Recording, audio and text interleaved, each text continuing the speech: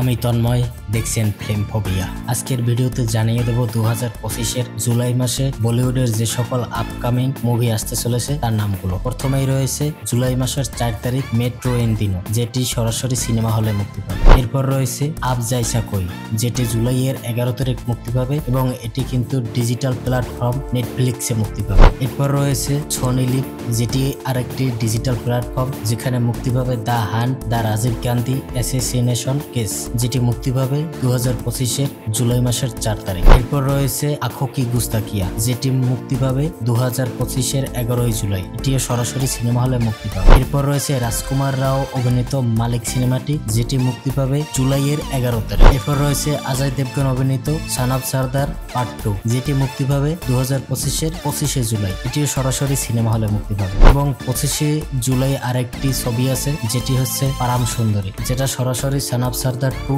সাথে ক্লাশ করবে সিনেমা হলে। তো আপনারা কোন সিনেমাটি দেখার জন্য অপেক্ষায় থাকবেন অবশ্যই কমেন্টে জানাবেন। ধন্যবাদ সকলকে।